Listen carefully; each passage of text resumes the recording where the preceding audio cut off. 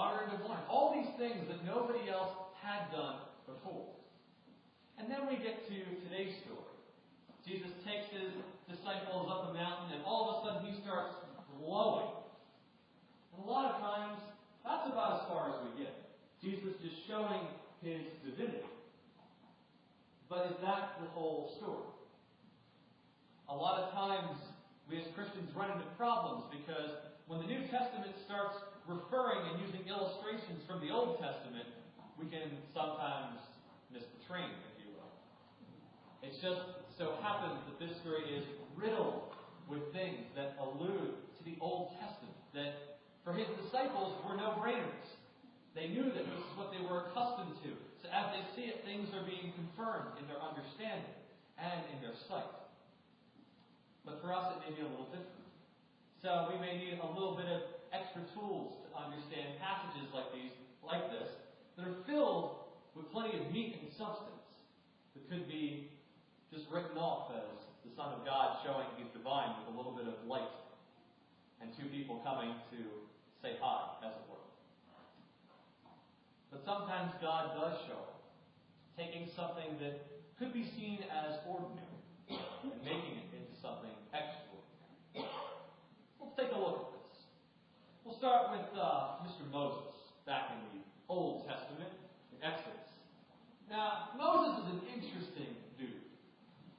He is one of God's prophets. He has been part of this great Exodus where God took his people out of slavery in Egypt, does all these great miracles with fire and wind and plagues, all this stuff. And now they're in the desert, and God is giving them instructions with the law and the book of the covenant. And so Moses is their leader. And he's had many face-to-face talks with God, usually ascending to a high place or a mountain to do so. And so this passage doesn't seem all that different in that way. Moses is being called by God. God says, "Hey Moses, come on up here. But I want you to bring a few people this time. I want you to bring Aaron. I want you to bring Nadab and Abihu and 70 other leaders with you." But then he reminds them several times in succession, only you, Moses, can come up higher into the mountain. Only you, no one else. And oh, by the way, remember, nobody else is allowed to come up. So, we've talked about this a couple times. When things are repetitive in Scripture, that's a really big siren to say, this is important. Only Moses go forward. And so Moses, there's a nice detailed account of what happens thereafter. Moses announces this to the people, saying, "Do you agree with this?" And they respond in unison, "Yes, we get it."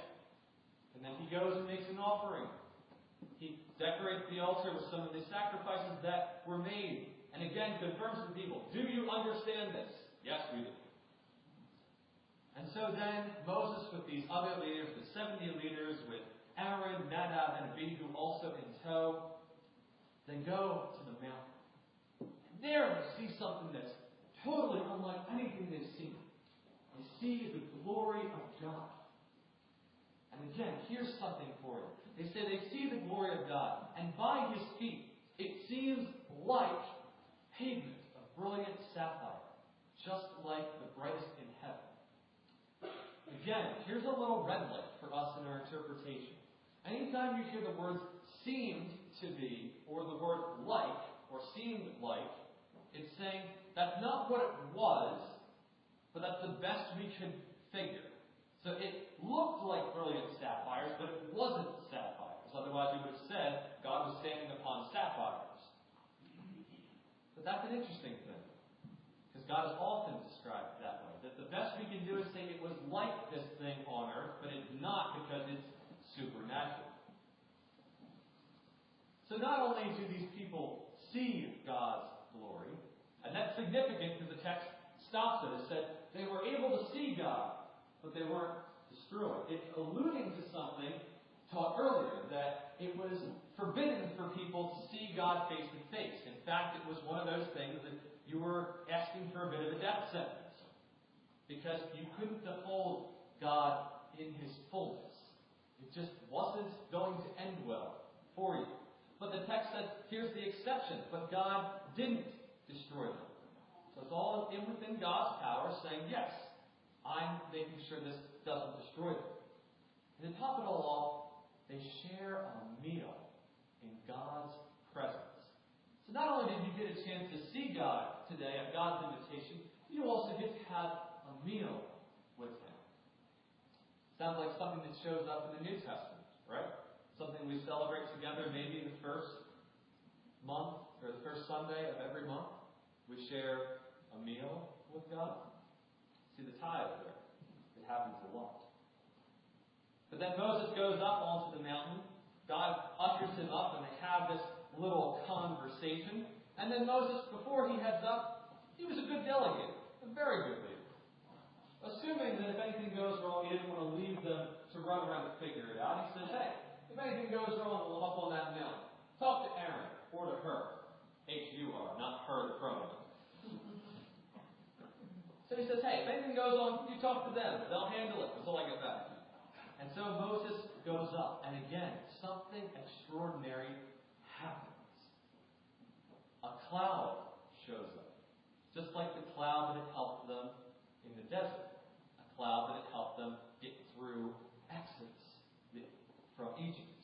Here they are. A cloud comes and sits over the mountain for 6 days. And on the seventh, God speaks from the cloud and says, Moses, come on up.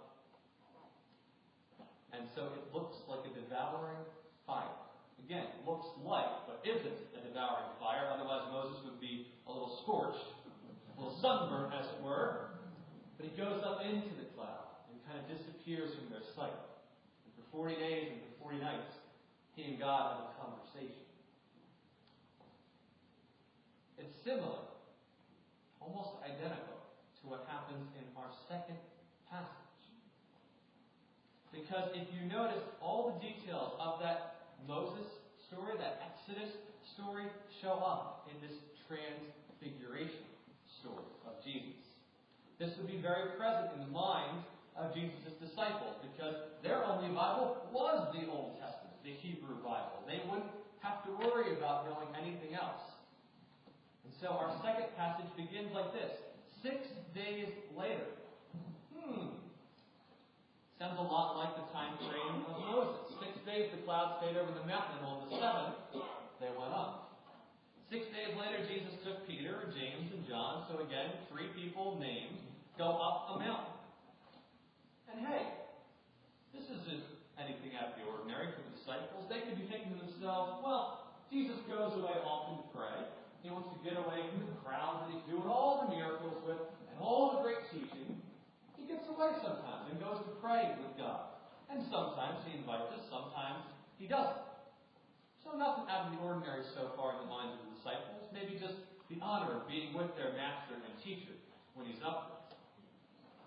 But it says, as they're on their way, the men watched and saw that Jesus' appearance changed, and his face shone like, there it is again, like the sun, and his clothes became dazzling white. And then suddenly Moses and Elijah also appeared and began talking with Jesus. Pause that right there. Because again, to us, is that just icing on the cake? You know, Jesus is there, he's showing his radiant glory, his divinity as it were, being able to put on this appearance of God's glory, and then Moses and Elijah show up. And again, we just say, oh, well, they're just kind of adding to the glory that is there. Not really. Their appearance is what set Peter off.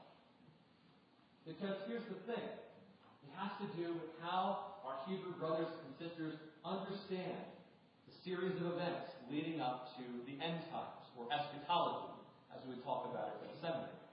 Because we have one in Christianity.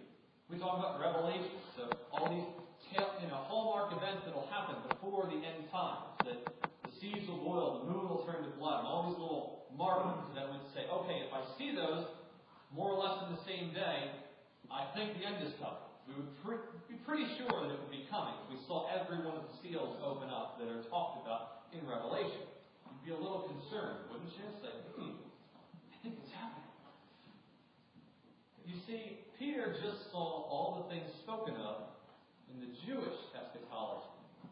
Because the way their understanding went was Elijah would come back and get things ready for the Messiah.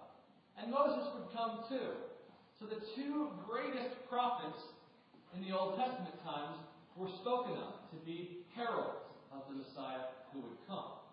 Because on the one hand, you have Moses, prophet par excellence, one who had face-to-face encounters with God and survived and talked about it.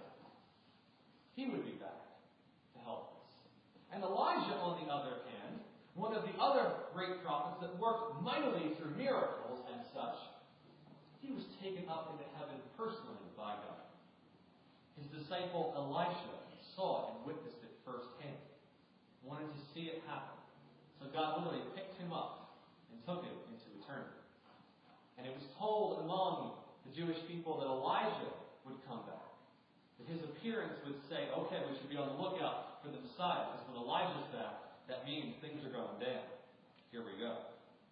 So in Peter's mind, he's saying, that's the two people that herald the Messiah. The one I think to be the Messiah is standing in the middle, shown in glory. Oh boy, today is the day. Today is the end of days. So he's freaking out. And rightfully so. So the text describes it as Peter blurted out, Lord, this is wonderful. If you want me to, I'll make a shrine for you, for Moses, and for Elijah. He just can't contain himself because, what do you do? It's the end of days, according to him. He's got the Messiah there. This is when God's reign comes to earth. And as he's speaking, the text says, a cloud shows up, and a voice speaks from the cloud, just like it did in Exodus, just like it did in the Old Testament. God's showing up on the scene and speaks. And he speaks over Peter. He says, "This is my beloved Son, with whom I am well pleased. Listen to him." That is a holy shut up from God. Silencio, be quiet, Peter. You're interrupting my son. You should listen to him, dude. God's just calling attention. He shows up on the scene and says, all right, Peter, you're talking too much. It's okay. Listen up. So the disciples, again, knowing, oh boy, so a cloud speaking. Okay, that's God. And that's Jesus, that's Moses, that's Elijah. We're in trouble. So they fall face down with their heads on the ground, fearful of what's going to happen. Again, in their minds, a lot's about to go down. And God just told them to be quiet. So they're a little frightened. Jesus comes over and touches them. He says, get up. Don't be afraid. He's reassuring them it's all going to be okay. And when they look up, Jesus is back to his usual self in the attire they had seen him in on the way up. Their masters, they knew him, and they would sit around and eat and talk. And so the encounter ends, or so we think. Because they're trudging down the mountain, and Jesus tells them, hey, don't tell anyone what you've seen until I've been raised from the dead. This is one of the features of Matthew's Gospel. It's the messianic secret that Jesus a lot of times will say after he's done something, don't tell people about this until I'm raised from the dead. A lot of times people had an issue with that. They're like Peter, they just want to keep talking about it. Which is okay. That's how we heard about it too. And as they keep trudging down the mountain, his disciples ask Jesus a very important question. Because they're trying to figure all this out with Moses and Elijah and Jesus showing himself transfigured. They say, why do the teachers of the law insist that Elijah must return before the Messiah comes? Understand what's behind it. They're trying to make sense of why is it that Elijah is necessary, but also read between the lines of it. They're asking him, did Elijah come? Because if you're the Messiah, then where was Elijah? Are the two teachings consistent? Or are they wrong? And you're right. Jesus replies, Elijah is indeed coming first. So he's saying, yes, the teachers of the law got it right. Elijah's coming. Elijah is indeed coming first to set everything in order. But I tell you that Elijah has already come. But he wasn't recognized. And he was badly mistreated. And soon the Son of Man will also suffer at their hands. And then it hits them. Then the disciples realized he had been speaking about John the Baptist. There you go. Because didn't it seem awfully familiar? Because when we read through some of the things that John was all about in Advent, John was all about preparing a way for the Lord. The same words that Elijah would be saying, get yourself ready, the Messiah is coming. But people didn't recognize John. They said he was a prophet. They said he was a great forerunner for the one to come. And even himself said, no, I'm not the one, but I'm getting ready for the one. People never made the connection. But Jesus just gave them the hint. And they figured it out. So all of a sudden, Elijah is seen on the mountain. But they've already seen Elijah in person. They were there when Jesus was baptized. They saw the new Elijah. An ordinary moment just became something extraordinary.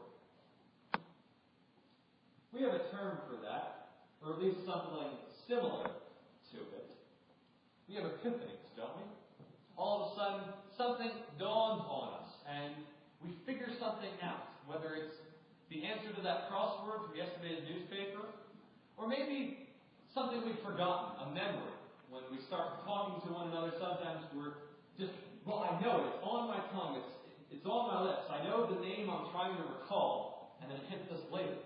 And often then these epiphanies aren't when you're sitting there in your library going over books and research. That's not when you're going to find the information. God has a sense of humor that way. To say, it's not going to come when you're looking for it. It's going to come when you're not looking for it. And so these epiphanies tend to be moments when you're sitting there sipping on your favorite cup of coffee in the morning, and all of a sudden it hits you like that. Or it's at a different time. You're just walking across the street and it hits you. Or you're doing something ordinary, some laundry maybe. And God will hit you with a great big understanding. Just like the disciples, just like Moses and his group of leaders. These were pretty common events, but then sparked something divine. Because Moses going to the mountain, he's done that before. Them getting together for a meal, they would have to have done that every day. Otherwise, they wouldn't have had much to eat, as it were. And Jesus and his disciples, they travel a lot. They go across mountain ranges. They've been invited to pray with him on these little times where he takes himself away. But God did something in an ordinary moment. God has a habit of taking those ordinary things and making them into something divine. And it's consistent for Old and New Testament alike. We alluded there to the fact that an ordinary meal becomes something divine. Last week we celebrated communion. God taking bread and juice and making it into something that when we take it, we're invited to remember God in a holy moment. Likewise, as Christians, every single day, we should be on the lookout for God doing little extraordinary things in our midst. It can catch us by surprise, to be sure, but it can also be something we miss if we don't look for it. Because it's easy to miss God's activity. It's easy to miss God doing something spectacular because we're preoccupied. Or we're assuming it's so regular that there's no sense in looking at it. Okay, God, how can you really speak to me between a bowl of cereal and orange juice? Are you serious? I don't know about that. But God could. Sometimes great understandings come at a breakfast table. You can have a moment of reconciling with someone, whether it's your spouse or a loved one, at a dining room table. You can find great examples of God's love by holding a door open for somebody, or for going out to the grocery store and seeing a random act of kindness and saying, God, I see you at work. You're quick, God. You're pretty slick doing all this without us noticing. God has a way of doing it. So today, as we celebrate Transfiguration, it's all about God doing something extraordinary in a very ordinary moment. So be on the lookout, church, because you worship a God that does plenty of things. And it may just change your life when you see it and take it in. So be on the lookout. And also think back on the ways that God has already done something in your life. Because a lot of times we'll miss it in the moment. But if we look back, see His fingerprints all over us. So thanks be to God as we worship a transfigurated God. Amen.